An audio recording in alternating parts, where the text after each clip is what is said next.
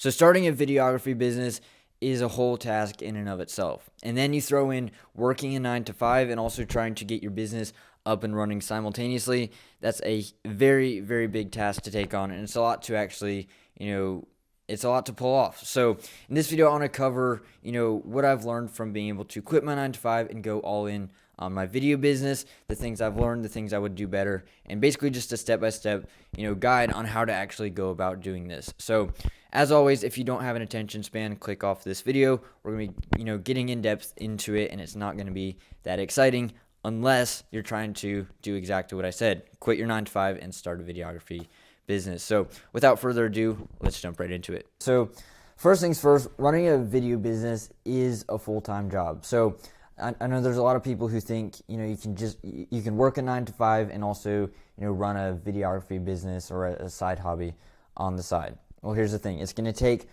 a lot of time to actually grow a video business. You need to be completely invested if you actually want to scale it. So you can't do a little bit with your 9 to 5 and a little bit as, with videography as a side hobby. If you actually want to scale your video business, it is a full-time job. So trying to work a 9 to 5 while also, starting a video business is out of the picture. So that's why I made this video, because trying to, get a video business off the ground while at the same time working a 9 to 5 is quite the task. So first off, I guess 9 to 5 isn't as stable as you think. So if you look at COVID, what happened there, all these people think they have stability in their 9 to 5s, and then the next day they just got laid off. So it's not as stable as you actually think. There's a sense of stability, but at the end of the day, you could still work for a company your whole life and get laid off in a day. So why should you actually quit your 9 to 5? Well, honestly, it's not for everyone. Like, not everyone should actually quit their 9 to 5, okay? There's always going to be a need for average workers. So starting a business is a minority. Most people just work a 9 to 5, so it's not for everyone, right? But a few reasons that played into my decision to actually quit my 9 to 5 and start a business. Well, the first one being, you spend your life building someone else's dream, right? I find that just, not something I want to do, right? At the end of my life, I want to actually have built something that's meaningful and that lasts, instead of just, putting money in someone else's pocket, right? So I felt like there was more I could give, right? It's also limiting how much money you can make, right? Most, 9 to 5s, you can't just, make unlimited money. The closest thing to that is going to be if you have a sales job where, you make a salary, but you also get commissions, right? Then you can get really good at sales and make a lot of money. So that's the only job I'd say has potential for a lot of money, and that's the only 9 to 5 I would ever settle for, right? But even then I probably wouldn't, because I'm still selling someone else's product, which is, at the end of the day, building someone else's dream, right? The third one I had here was your time is limited, so your schedule is kind of, not in your control, right?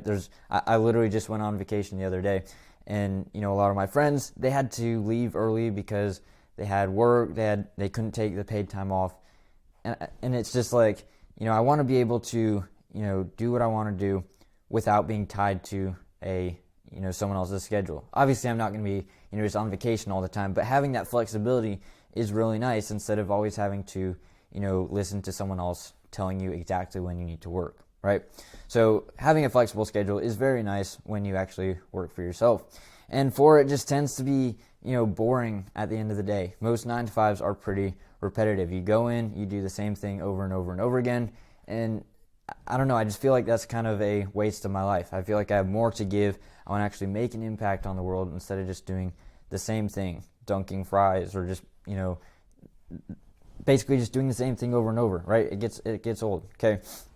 So I do want to preface this by saying I do see a 9 to 5 as kind of a stepping stone, right? So it can be a great temporary resource to build up capital for your business, right? So I don't even, a lot of people hate on the 9 to 5s, but I think they are a great stepping stone to build up capital so you can take that money and invest it into starting a business, because it's not cheap to get started, right? You either have to trade time or money, and in most cases, it's going to take a lot of time, so it's better to just trade money, okay? So there's 2 ways I would go about starting a video business if I were working a 9 to 5 job again, right? So the 2 ways would have been, the first one, work videography on the side until the side hustle makes consistently more than the 9 to 5. So working a 9 to 5, then on the side trying to build it up, and then once the side hustle is making more money than the 9 to 5 consistently. Not like, 1 month I just made more than my 9 to 5 and then it's back to nothing, right? I want it to consistently be making more than the 9 to 5. And at that point, I'd probably go all in on the videography business, right? That's one way of doing it. The second way is basically you work a 9 to 5 until you have a runway. So basically a runway long enough to get your video business up and running. So a runway, if you're not familiar with that, is basically the amount of time you have basically running on savings, okay? So you can, maybe you have 6 months of savings saved up, you have a 6-month runway, okay? So basically just, saving up, capital from your 9 to 5, and then eventually just going all in with your, runway. This could be 6, 12 months. It really depends how much you have saved up, right? So the downside to number one here is that you can get too comfortable and you never actually make the transition. So, you get too caught up just working the 9 to 5 and you don't actually make progress on your video business versus, the second one, you kind of just go all in to an extent, right? You have savings, you're just going all in on your video business, right? The downside to number two, though, is that, you don't know for sure how long it'll take to get your video business up and running. So there's always a chance that you'll have, to temporarily fall back on another 9 to 5, right? So you could quit your 9 to 5, go all in on your business. It doesn't get off the ground in the amount of time you have set. So you have to fall back and work another 9 to 5 to build up capital, right? Sorry, guys, I got the cough still. All right, so yeah. In order to do either of those, you need to learn some basic skills. So that's really what I want to talk about in this video is the skills that it takes to be able to make that transition, right? So the first one being task management. So I'll just go down this list here. So prioritizing the 3 most important tasks. So your energy is limited, so you won't be able to get everything done. So it's important to find the 3 most important tasks for that day and do those first, right? So yeah, like I said, you can't do everything. You're going to get to the end of the day, and if you have a list of 20 things to do, you might only get 3 or 4, maybe even 5 of them done, okay? So it's important to find the most important tasks that actually move you closer towards your goal, right? So let's say you're trying to get to 10K per month with videography. You wouldn't, want to prioritize building a website, even though you might think that's a good idea. You'd actually want to prioritize something that gets you closer to your goal, like sales. That's what's going to get you clients, and clients are going to actually pay you money, right? So find the 3 most important tasks and do those first, right?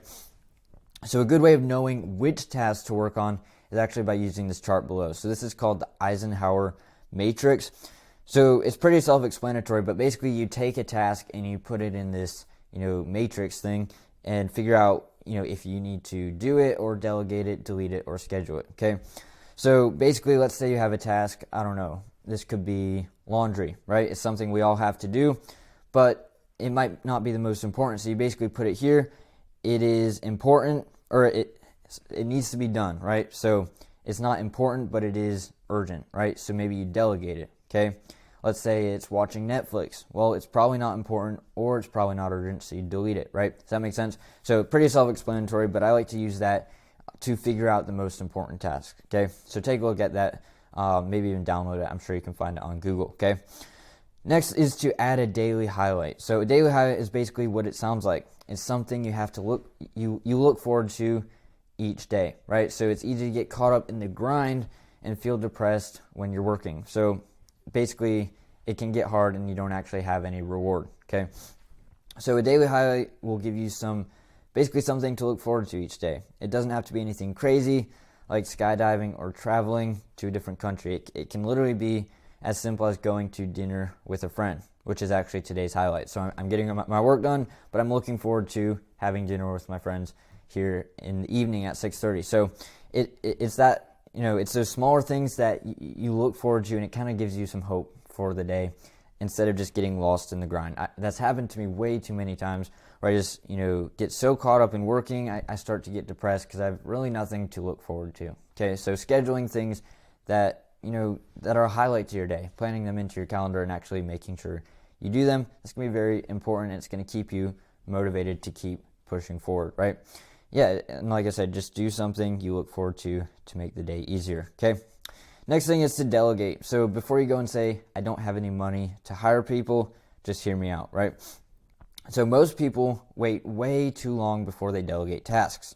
This is thinking it's saving them money, but it's really actually costing them money. And here's why. So think about it. If you sat down and figured out what your time is actually worth, the chances are the task can be delegated for $5 an hour to someone in the Philippines. So unless your time is only worth $5 an hour, consider delegating / hiring out those tasks, right?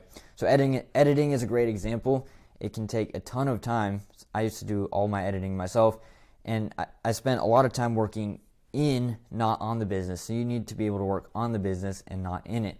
You'll do this by hiring out tasks that you basically be able to, that you don't need to be working on, right? So editing is a great example because, it can easily be hired out, and it's not something that's actually going to, get you new clients or anything. It's just something that needs to be done, right? So that can be hired out. Does that make sense?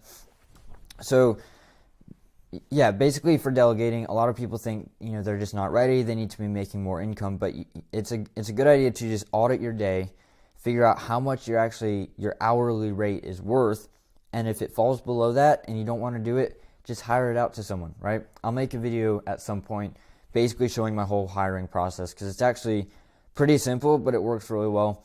And basically, there's this website called onlinejobs.ph. It basically leverages, Filipino workers who have a lower cost per living there, right? But they do great work, so, I can hire someone within an hour to get a job done, right? It's that simple. So I highly recommend delegating at some point. I'll make a whole video on that at some point down the road, okay? Next thing is to remove distractions. So trying to start a video business while working a 9-to-5 and doom scrolling is like trying to untangle a pair of earbuds while being chased by a flock of geese, right? I just came up with that randomly, but it kind of makes sense. It's like almost impossible. It's just kind of crazy to actually do. So complete focus is essential. Okay, so scrolling Instagram was probably my biggest regret when I was starting my business, right? I get stressed, so I just scroll Instagram and get nothing done, right? It's a quick hit of dopamine, but it wasn't good for me. It was a big waste of time. So I've tried a lot of different strategies and systems to remove distractions, and here's the best one I've come up with so far. So first one is Newsfeed Eradicator. So basically what that does is let me explain that. It blocks out the news feed on your social media. So if it's Instagram, it'll basically show, your messages, your search bar, basically everything except the news feed. So it blocks that out. So that's a great one to allow me to still use Instagram, still use LinkedIn or whatever, but it blocks out the news feed so I'm not, getting sucked into the algorithm, right?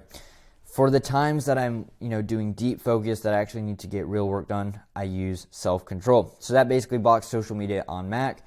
There's literally no way I can get around it. So if I set, a 2-hour block where it's just blocking Instagram, it won't let me in, right? There's not like a password I can put in to override it. It's blocked it, okay? So self-control has been great. And then Freedom is basically the same thing, just for iOS. So it blocks social media on iOS. It is a paid app. I think it's like $40 a year. So really not bad for the amount of time that you're saving by not scrolling Instagram. So I highly recommend checking out these softwares. They're going to be a game changer to actually remove distractions, right? If you can remove distractions, you will be so much further along in your video business, okay? So that's essential, and that basically covers time management or task management, right? Next thing is calendar planning. So this is huge. If you're not using a calendar, you're not going to have any structure, and your day is going to be a mess. So your calendar is super, super important. So few tips here are going to be to plan the night before. So by doing this, you'll avoid waking up without a clear plan for the day, which will lead to procrastination and tasks not actually getting done. So you'll be left making decisions off of what based off basically how you feel in the day instead of the night before when you actually have more clarity, right? So you're not making the decision on what you should do based on how you feel. You actually have clarity the night before, so you can, make a decision on what needs to actually get done, okay, instead of what you feel like doing. So planning the night before is huge, and you also just wake up with a clear, goal of what you need to be doing, right? A clear, clear plan, right? So planning the night before, that's huge, and also planning breaks. So trying to go all day without stopping actually leads to less productive work, and the reason behind that is you'll experience stress and burnout, which leads to bad work. right? So if you're just trying to push through it and grind through it the whole day, you just get burnt out and stressed, and that leads to bad work, right? You can't actually get any real work done because you're not processing everything right, okay?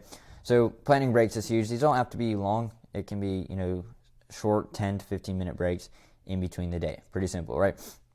Also, just plan your daily highlight. We talked about that over here, just having a highlight to your day, but also schedule it into your calendar. The reason behind that is this will keep you from scheduling overlapping events, right? You don't want to have to, look forward to something all day only to realize you scheduled something else in front of it, okay? So just plan that into your calendar, right?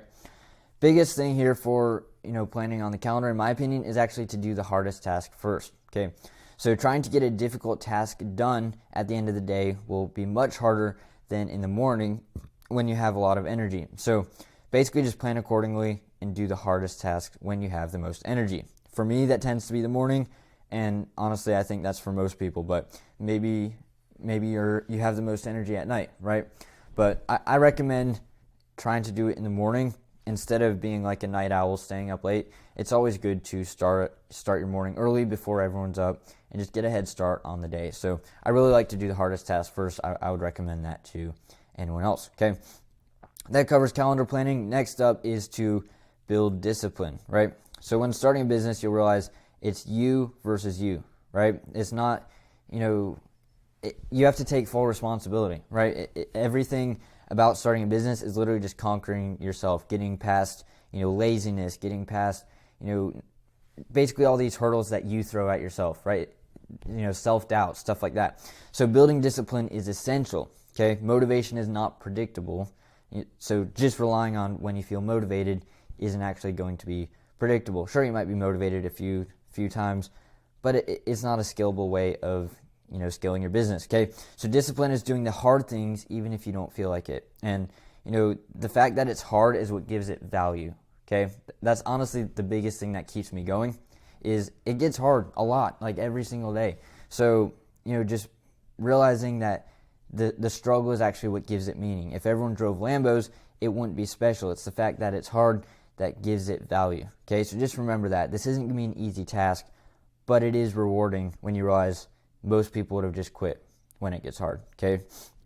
So discipline is huge when you're starting a business. So first you need to be able to control your mind. Being able to control your mind is essential for building discipline, okay? If you tell yourself you'll do one thing and you do something else, then you're teaching your mind that you don't keep promises. So when you say you'll do something, do it. Over time, you'll build a strong mindset so it becomes as simple as saying what needs to be done and it getting done, right? It's almost like a bank account. If you keep, making withdrawals and you don't actually pay it back, your credit score is going to go down, or however that works, right? So basically, keep your promises and you'll build up a stronger discipline. If you keep breaking those promises, the trust for yourself is just going to keep going down. So when you say you need to do a hard task, you're just going to break that promise, and it doesn't actually get done, right? So control your mind. That's going to be essential to not only growing a business, but everything in life, okay? Next is to reset the dopamine. I've found the times that I had the least discipline is when my dopamine receptors were fried. So basically when I've been endlessly scrolling Instagram, always looking to be entertained, right? This makes the boring tasks, this leads to the boring tasks like work. What did I say here? Sorry. Okay, so this leads to the boring tasks like work seeming much harder than they actually are, right? Yeah, so basically, if you're trying to do work, and you've been scrolling Instagram all day, it's going to be a lot harder to actually focus on the work because it's not as entertaining, right? But let's say you haven't, been scrolling Instagram at all, work is going to seem more enjoyable, right? You'll get more dopamine from it if you were just doing nothing all day, right? It's actually something to do. So it makes it more enjoyable instead of, always wanting a quick hit of dopamine from Instagram. Does that make sense?